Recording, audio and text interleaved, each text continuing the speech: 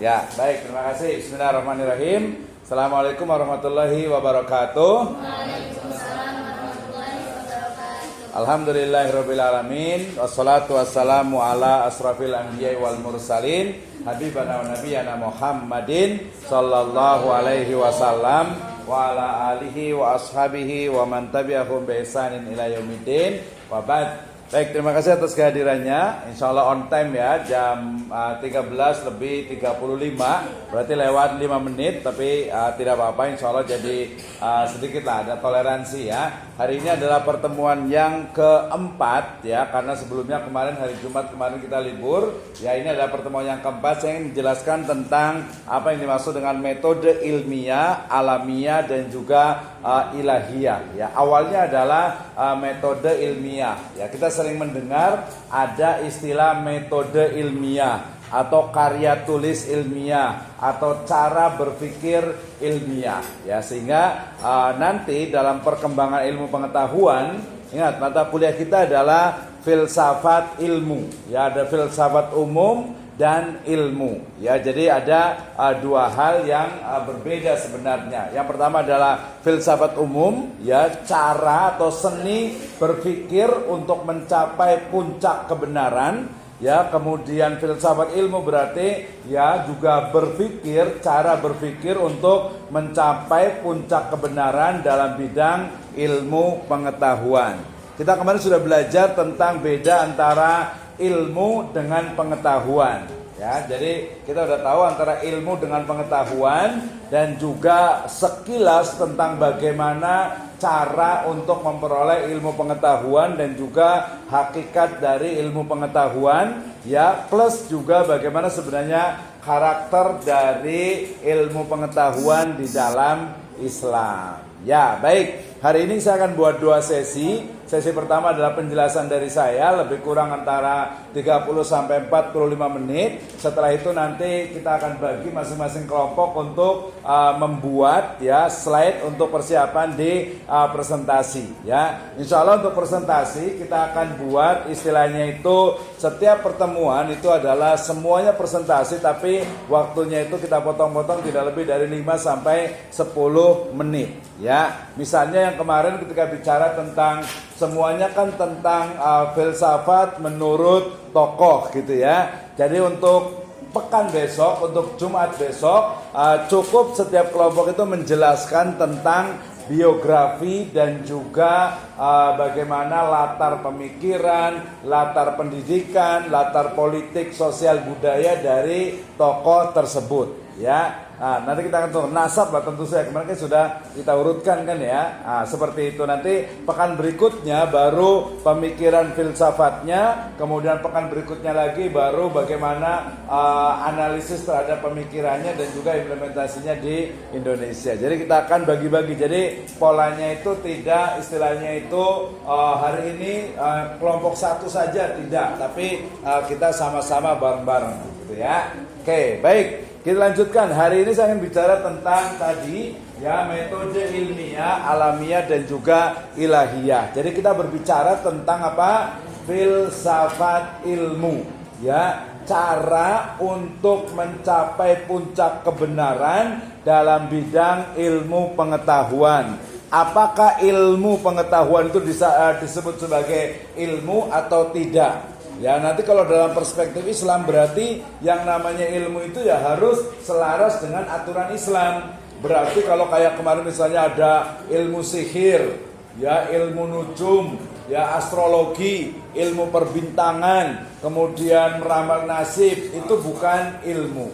Ya, itu bukan ilmu ya, tapi dia adalah ya sebuah pengetahuan yang tidak sesuai dengan aturan Islam. Baik. Saya awali dengan pengertian dari metode ilmiah, ya. Yang di sini metode ilmiah, ya. Kalau tahu bahasa Arabnya bahwa ilmiah itu ya dari kata-kata ilmu, ya kan? Ya, allama yu'allimu ta'liman atau mu'alliman. Jadi ilmu, ya pengetahuan. Ya, jadi ilmunya adalah ilmu pengetahuan. Baik, kita lihat yang namanya ilmu, namanya metode ilmiah itu adalah suatu cara yang sistematis digunakan peneliti untuk memecahkan atau untuk menyelesaikan suatu permasalahan yang dihadapi dalam penelitian. Ini nanti mata kuliah ini hampir sama dengan mata kuliah metodologi penelitian. Ya, metodologi penelitian. Jadi yang disebut dengan metode ilmiah itu adalah cara seseorang untuk menyelesaikan masalah yang dihadapi, ya, yang didasarkan kepada ya cara-cara ilmiah berdasarkan ilmu.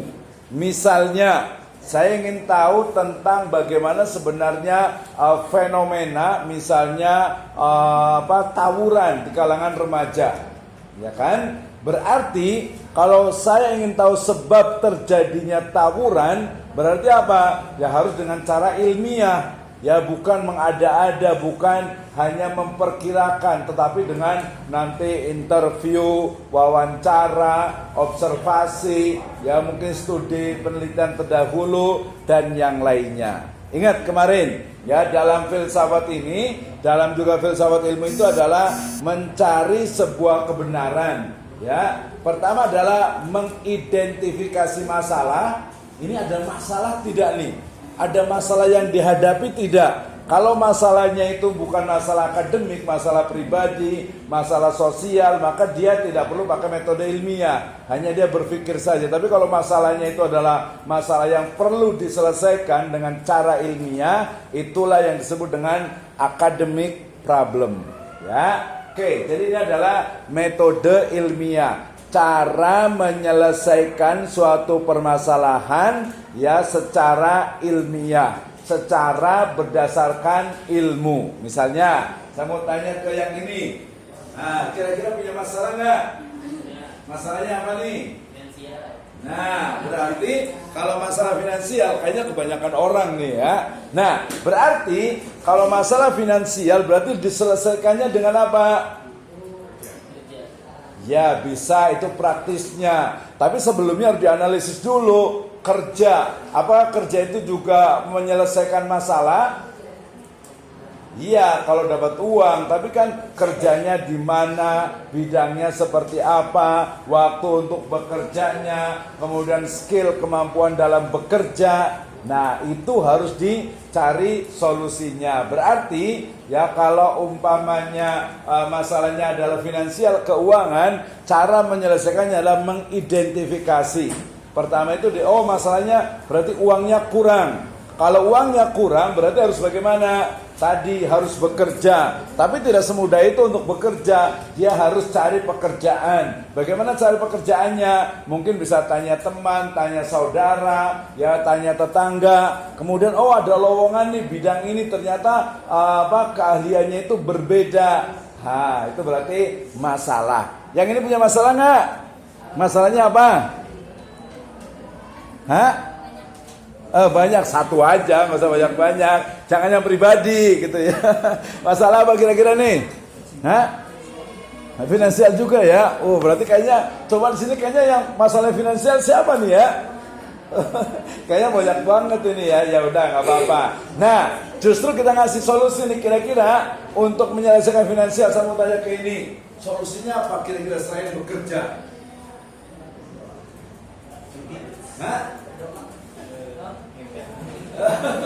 Ya bagus, benar juga. Jadi datang ke dukun ngepet katanya. Ya, nah itu berarti dia tidak rasional, tidak menggunakan metode ilmiah.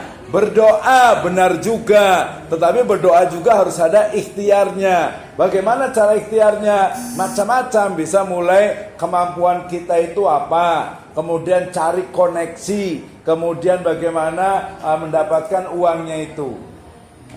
Ya jadi misalnya kalau sekarang, kalau mahasiswa kan kalau kerja full nggak mungkin. Ya mungkin kalau perempuan juga mungkin ada yang masih di pondok dan sebagainya, mungkin agak susah. Berarti ya cara ya yang paling bukan yang paling utama, yang mungkin dilakukan untuk masalah finansial adalah dengan berdagang. Ya, adalah dengan jualan online. Siapa di sini yang udah jualan online? Ada yang jualan belum? Belum kayaknya ya. Nah, karena prodi ini adalah prodi program studi pendidikan agama Islam, berarti cara cari uangnya adalah sesuai dengan bidang kita. Berarti bisa membuka kursus online, ngaji online, tahfidz online, belajar bimbel online. Itu namanya edupreneur, wirausaha dalam bidang pendidikan. Jadi nggak usah pikir-pikir, aduh kalau jualan nggak apa-apa ya, kayaknya agak susah deh. Atau mungkin yang akhwat yang suka masak bisa jualan kue, bisa jualan masakan. Yang laki-laki misalnya ngapain ya? Ya, nah pinjol ya, sebenarnya pinjol bisa solusi juga, tetapi kalau kita tidak cerdas dalam menggunakannya, itu akan melilit kita. Apalagi nanti itu adalah bagian dari pinjol, itu kalau ada tambahannya berarti itu adalah riba, ya tidak diperbolehkan. Oke, nah kita lihat yang nomor 1 sampai 5. Tadi kalau jawabannya finansial adalah datang ke dukun, ngepet gitu ya. Kita lihat.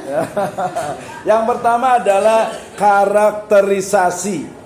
Jadi yang disebut dengan ilmiah itu adalah mengidentifikasi subjek ya yang diteliti dengan pengamatan dan pengukuran. Oh, saya ternyata uangnya itu kurang. Bukan kurang, nggak ada.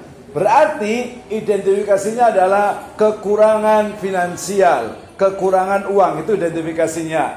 Atau mungkin ada juga yang akhwat mungkin yang tidak percaya diri. Ya merasa mungkin mukanya agak-agak sedikit abstrak gitu ya, agak-agak kurang cantik menurut dirinya gitu ya. Nah, berarti identifikasi adalah itu. Yang ikhwan ada yang suka minder nggak nih?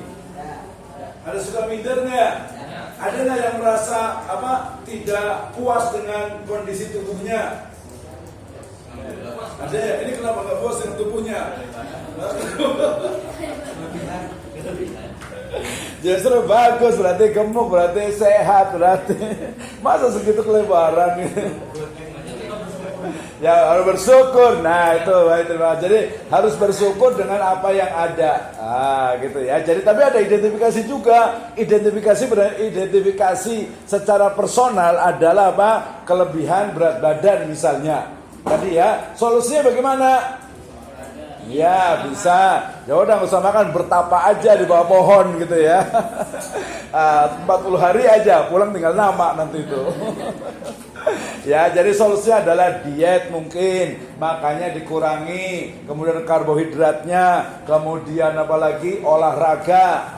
Itu salah satunya gitu ya. Jadi yang pertama adalah mengidentifikasi dulu, ini masalah atau bukan? Jangan-jangan bukan masalah. Gitu ya, misalnya tadi ada yang tidak percaya diri dengan badannya atau fisiknya. Sebenarnya itu tidak terlalu masalah. Kenapa? Karena memang udah seperti itu. Kecuali memang sesuatu yang mungkin ekstrim, gemuk banget atau kurus banget. Ya mukanya mungkin bisa dipoles dikit tapi nggak mau molesnya, bisa didempul dikit gitu ya. Itu ya bisa jadi masalah. Oke. Yang kedua adalah penjelasan teoritis yang merupakan dugaan atau hasil pengamatan dan pengukuran. Itu namanya hipotesis. Hipotesis itu adalah jawaban sementara atas suatu fenomena. Misalnya kemarin, kenapa air laut itu warnanya biru? Hipotesanya adalah karena langitnya warnanya biru. Belum tentu benar, harus dibuktikan. Seorang anak yang pintar itu mungkin nggak ibunya itu pintar? Atau kebalikannya, seorang ibu yang cerdas, anaknya cerdas tidak? Ya, hipotesanya bisa jadi karena kecerdasan seseorang itu juga dipengaruhi oleh gen. Itu riset, itu penelitian, perlu dibuktikan kembali. Ya, kemudian yang ketiga adalah prediksi. Ya, deduksi logis dan hipotesis, artinya perkiraannya jawaban sementara itu dia logis, masuk akal. Kalau tadi misalnya pengen kaya datang ke dukun, kemudian pengen cantik datangnya kemana? Kalau pengen cantik, pasang susuk juga gitu ya. Nah, berarti itu dia tidak logis gitu ya, tidak logis ya. Kenapa? Karena ya belum terbukti. Ada nggak pengaruhnya?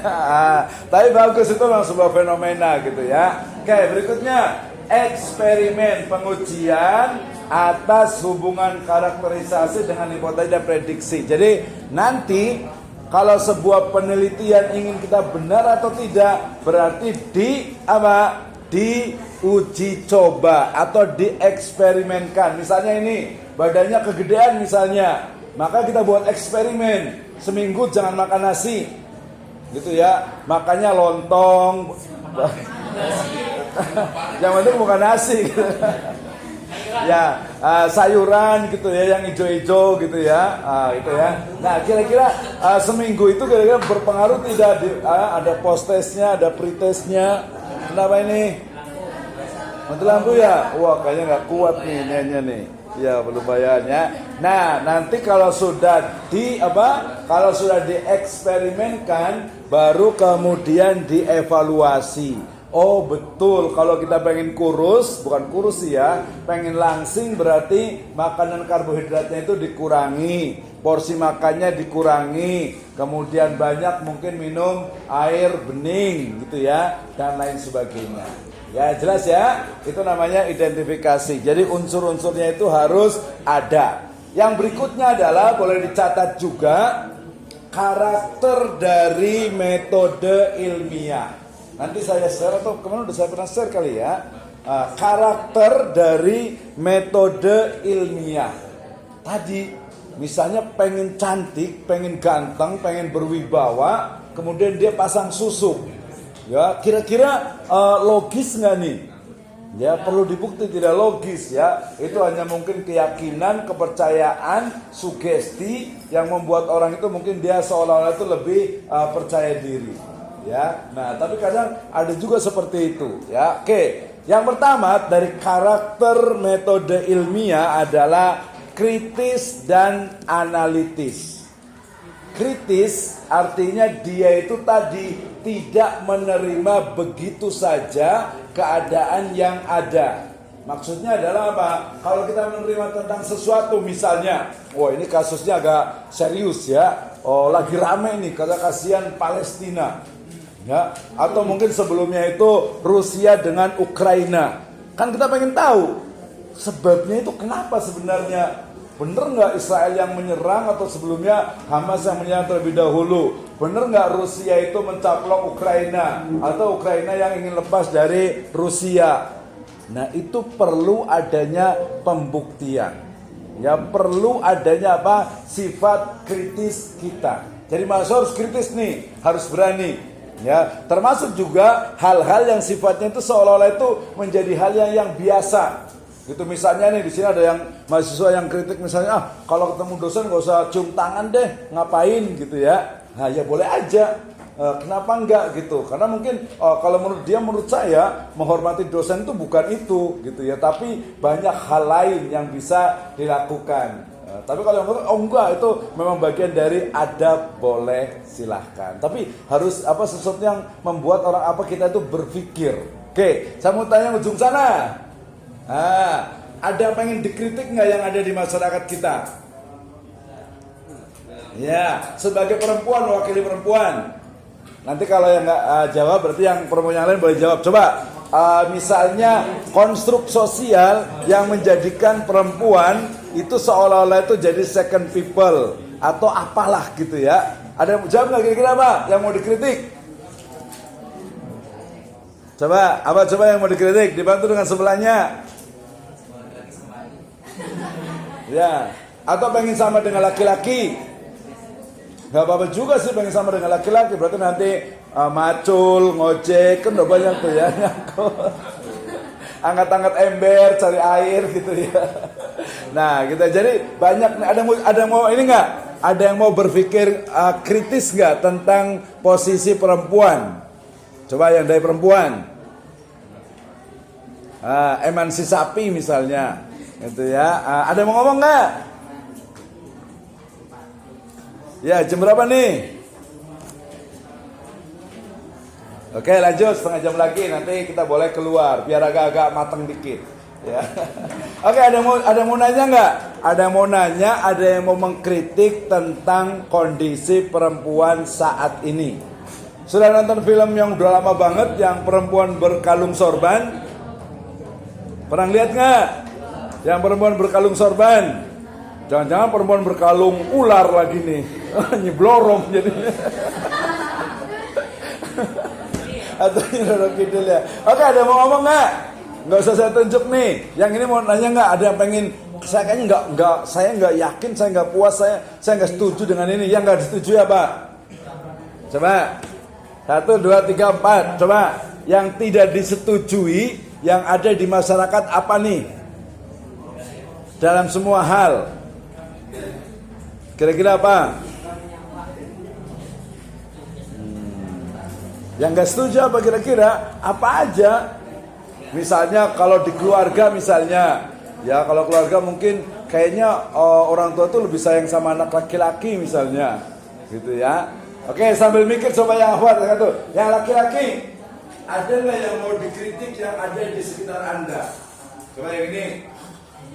Nah, ada yang mau dikritik nggak? Oh yang ini dulu. Sambil mikir.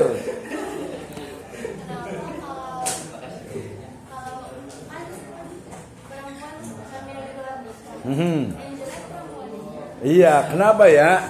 Sebenarnya sih kalau dalam Islam, kalau yang ada married by accident itu sebenarnya bukan perempuannya, ya, bukan dua-duanya sebenarnya. Ya laki-lakinya mau, perempuannya juga mau, kecuali kalau perempuannya misalnya dipaksa, itu kan berbeda berarti gitu kan, dipaksa atau mungkin kecelakaan atau apa gitulah ya. Nah itu berarti ya tidak bisa, berarti pernyataan itu adalah salah gitu ya, jadi tidak boleh. Nah itu bisa disampaikan tuh, bikin video pendek tentang kenapa sih kalau hamil di luar nikah kok yang disalahkan perempuannya gitu ya, karena mungkin karena perempuannya itu yang mengandung, yang kelihatan. Nah, makanya kalau jadi perempuan harus lebih berhati-hati gitu ya. Ya tapi salah itu. Jadi kalau kenapa seperti itu, kenapa harus perempuan yang disalahkan? Jawabannya itu adalah salah ya. Tidak boleh disalahkan ya, dalam artian itu hanya perempuannya saja, tapi dua-duanya adalah salah.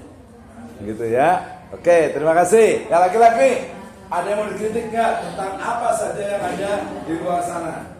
Yang ini.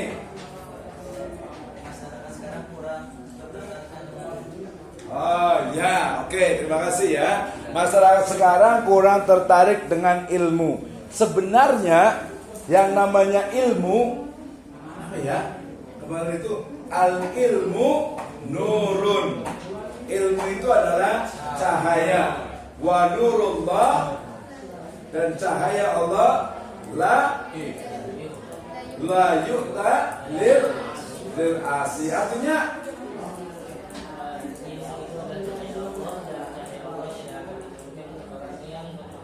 ya, baik, terima kasih. Berarti itu juga salah satu jawaban saja, bahwasanya sebenarnya ya mungkin karena kita melihatnya itu di media